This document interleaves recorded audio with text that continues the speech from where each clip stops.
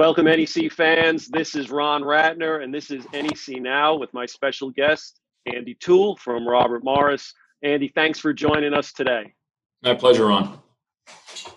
First off, how's it going at home? Ryan, Colin, the family, you're cooped up? What's it like at the Toole household right now? It's been chaotic. You know, the weather is starting to turn here in Western Pennsylvania, which has been a huge blessing. Get them out of the house a little bit because I think we have a track oval permanently ingrained into our kitchen through our television room where they've been, chasing each other. Every single sports game has been played in and out of the house during quarantine, but everybody's doing great and everybody's healthy. So we're thankful for that. Good to hear. Let's talk about your career at Robert Morris. And we have 13 years pretty much to cover from you being an assistant to this past season. When you first arrived back in 07-08, you come onto a team that's pretty loaded with talent. You come on, there's Tony Lee and AJ Jackson and Jimmy Langhurst. That season starts, and one of your first games you play is at Seton Hall. I was at this game. Like, you get to 100 points, you're winning most of the game. You wind up losing in overtime. Was that, at that point, did you feel like you had something special brewing there right away? I think that we felt like, well, I shouldn't say we felt like, when I took the job in April of 2007, Coach Rice had been an assistant at Pitt, and he had scouted Robert Morris the year prior when Pitt played Robert Morris. And one of the things that we talked about when I was, coming on board was the fact that he thought they could have a really good team. Obviously AJ, Tony being seniors, Jeremy Chappell being a junior, a number of guys that were all conference caliber type guys on the roster. And so when we came on campus, we didn't have time to work them out in the spring. When I got here, they were already gone. We had a couple guys here in summer school, but at that time you couldn't work guys out in summer school. So they would play pickup and they would mess around in the gym and all those things. But when August hit and we started to really work out, get on the court, start to implement some things offensively, defensively, watch guys compete, see some of their skill level, I think we thought we could have a really good team. And our first game of the year was home against Iona. We ended up winning that game. That was also the first game for Kevin Willard at Iona. And, I thought there was just, some confidence about those guys. Obviously, they had a ton of experience. There was a hunger about them wanting to be more successful than they had been, in the year or two prior. The only guy they had lost really of impact from the year prior was Derek Coleman, who was, an outstanding Northeast Conference guard as well. And so, I think those guys believed that they could be pretty good. And as we went through the non-conference season, I remember that Seton Hall game. We were up 20 points at one point in that second half. Yep. And, some crazy stuff happened down the stretch, some turnovers, some fouls, some missed free throws. We weren't ready to win that kind of a game yet. But I think guys understood that if we would go out and we would follow our formula, we could compete with anybody on our schedule. You lose that one, but later on in non-conference, you win at Boston College. You wind up winning 26 games that year. You go to the NIT. You play Syracuse in the NIT. Was that, first of all, what was that experience like for your players competing in that game right to the end? And then two is, did you have a sense that by the end of that season that Robert Morris, was on the map a little bit? I think, we had beaten Fordham in a guarantee game that year. We beat Boston College in a guarantee game that year, which was an awesome experience because Tony Lee was from Boston and had, hundreds of people at the game. I think he threw the ball into the stands after the game, after the final buzzer sounded, which you don't see very often. And then, we were upset in the semifinals by Mount St. Mary's. And, I think it was, again, that learning to win process. I thought, we had won a ton of games in a row up to that point, maybe double-digit games we had won in a row. And, when we got to that Mount game, we weren't sharp. We weren't sharp. And I think as coaches, we talked about that in the spring of, trying to keep guys detailed and locked in as the year went on, something that we learned during that season. But guys were excited to go to Syracuse. It was one of the years where Syracuse, I think, was the first team out of the NCAA tournament. And there was, 31,000 people there. They had made it a big deal to come out and pack the Orange Dome because they wanted to, show the NCAA what kind of program they had. And, they had Paul Harris and Dante Green and Johnny Flynn, and Scoop Jardine was a freshman. And, they had a really strong team. And we actually took the lead with about 1:05 to go in that game. And Pateco Francisco, who would go on to be the Defensive Player of the Year in 2009, was guarding full court. And I don't want the theme of this interview to be officials, but they had a hand check call, as the ball was crossing half court, which allowed Syracuse to go to the line and make 2 free throws and take the lead, which they ended up keeping. But I think, we started to feel like, this program could go somewhere, that we had pieces coming back that could continue our success. I think we set a Carrier Dome record that night. We made 16 threes. A.J. Jackson, I think, made 4 or 5 of them.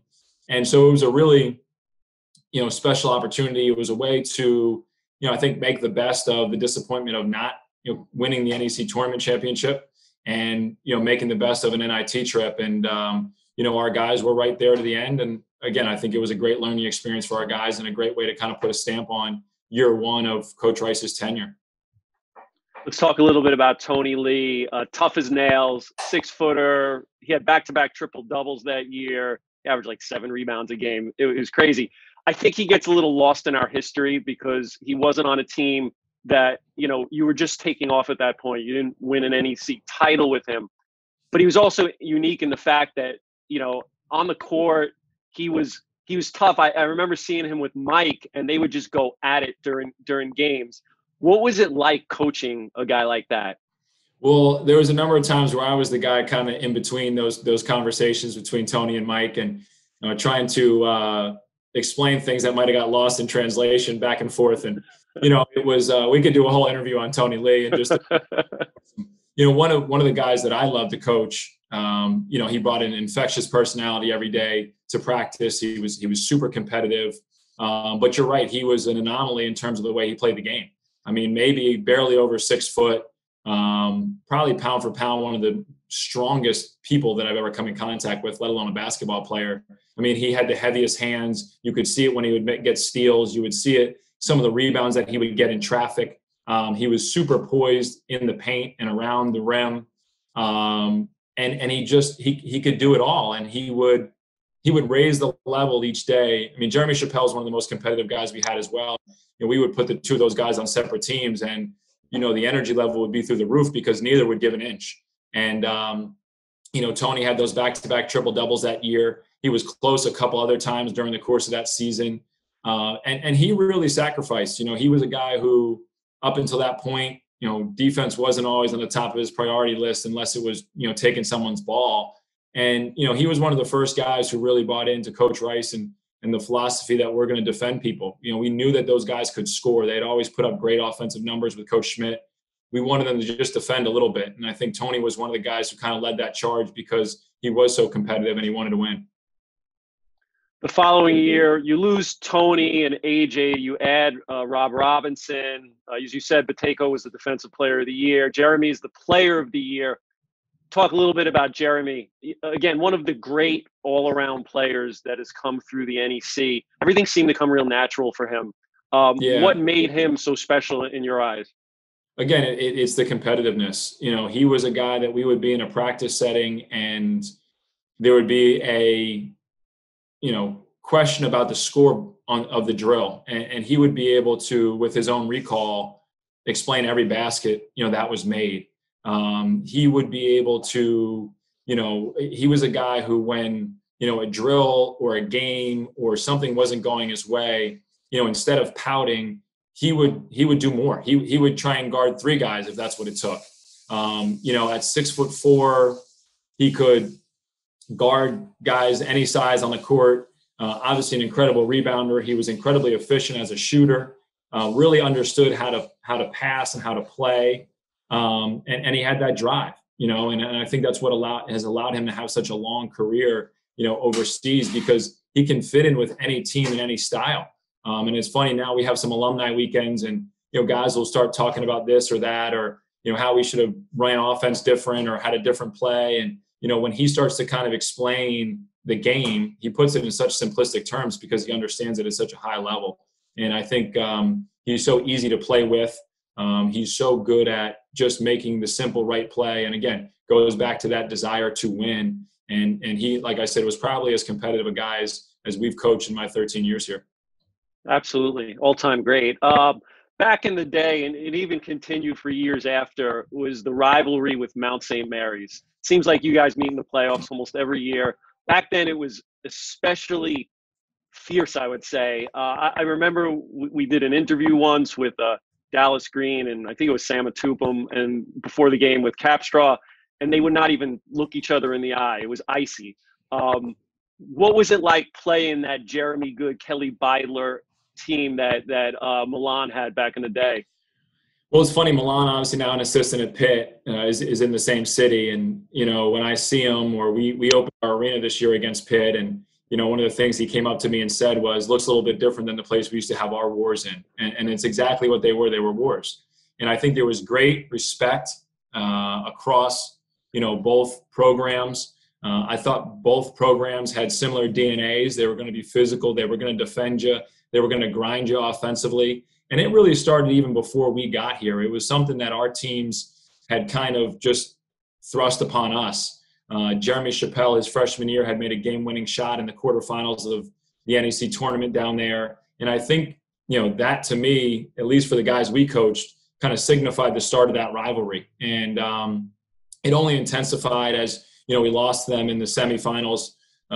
My first year as an assistant, beat him in the finals. My second year as an assistant, and then beat him in the semis in our third year. But even, every time we would get together, I think both teams understood what kind of game it would be. And, I see the Atupum sometimes now on the road during recruiting.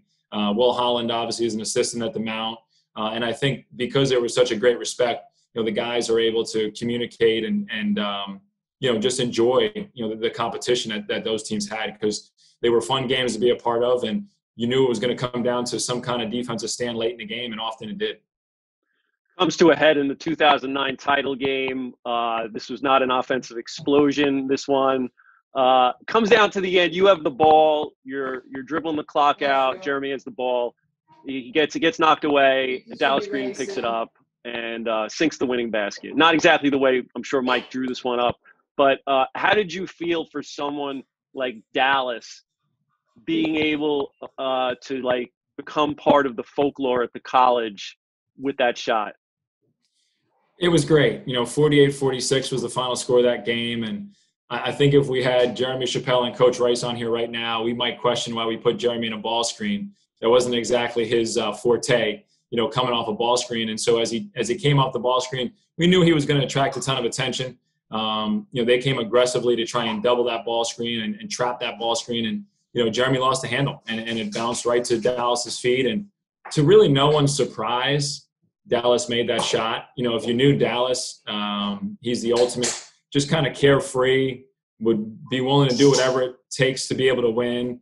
And I don't think it really surprised anybody that he found himself in that situation and was able to make it, because, that was just kind of the way that he approached the game. He approached the game in a way where, he was a great teammate. He had a great understanding and IQ of how to play. He probably could have been more of an offensive threat, had he been more aggressive, but that wasn't really in his nature. His nature was kind of to fit in with the group. What do you guys need me to do? Screen, rebound, defend, move the ball, all those kind of things. But, with his size and his versatility, he was a really impressive tool for us in the Northeast Conference, because he could guard 1 through 4. We could switch a lot of ball screens, and he could keep people in front of him. And he still is working towards his Hall of Fame selection based off that one shot. I see him, and he's been at a bunch of games. He was at our Notre Dame game last year. He came down to Louisville a couple years ago. Him and his dad come to a bunch of games now, which is a lot of fun. And he still is curious about where his statue is outside the UKMC event. That's awesome. All right, the following year, it looked like that season, it just seemed destined that you guys were going to play Quinnipiac in the end. And two really good teams. Quinnipiac was loaded with Ruddy and James Johnson and those guys. You go down to the final. You're playing in their new arena, 3,600 people, of which there's 200 Robert Morris fans there behind your bench. I remember the folks at Quinnipiac really thought this was their year. They had this game.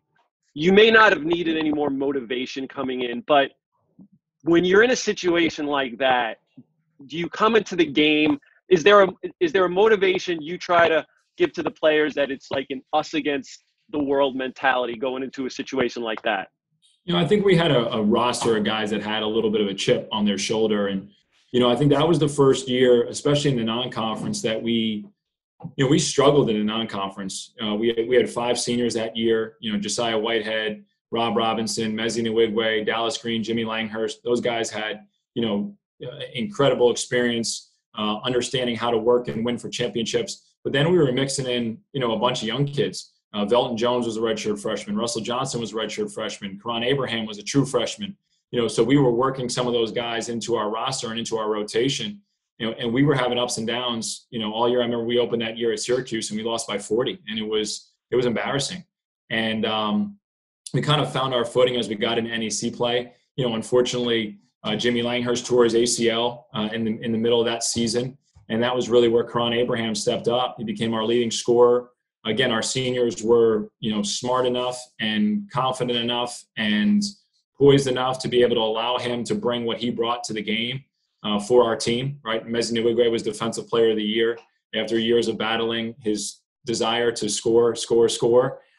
He found his niche. Rob Robinson was an all-conference player.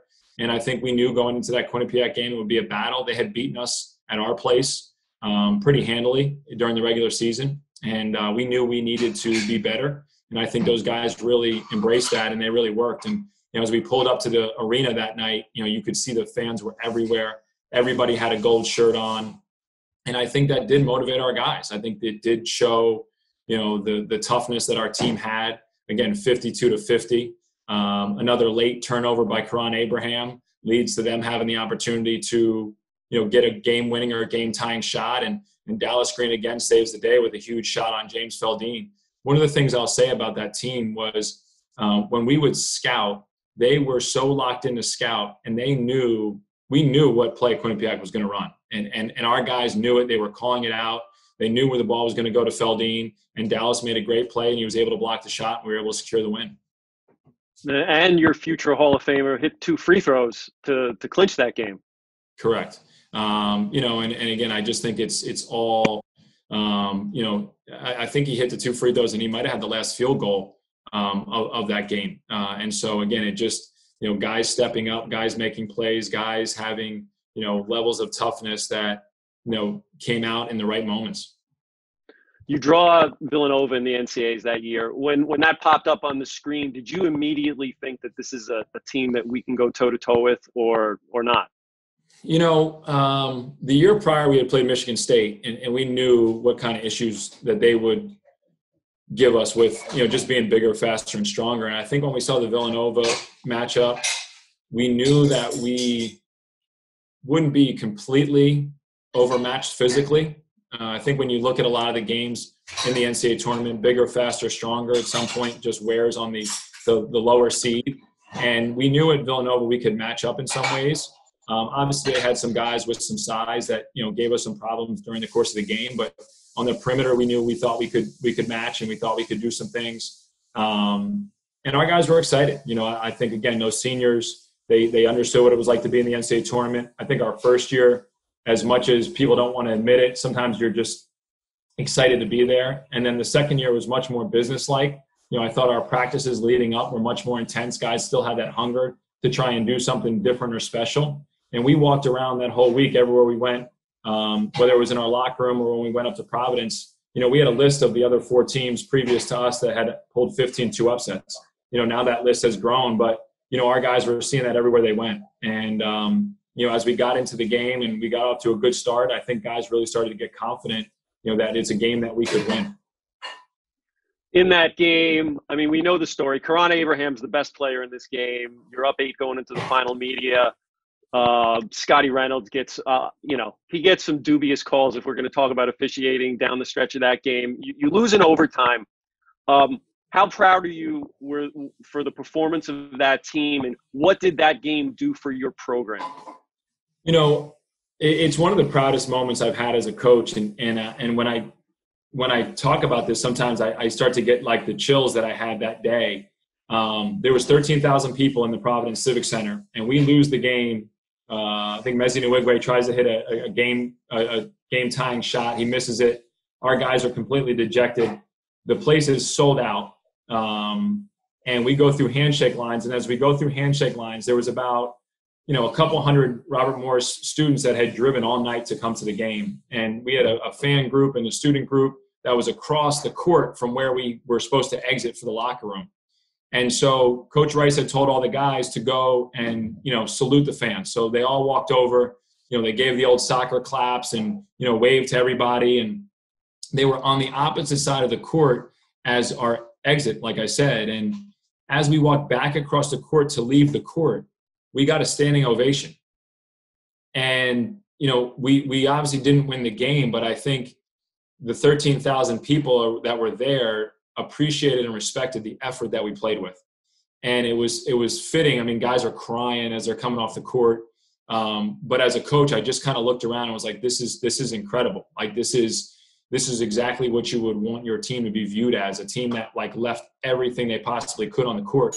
And even though we came up a little bit short, everybody here understands what just happened.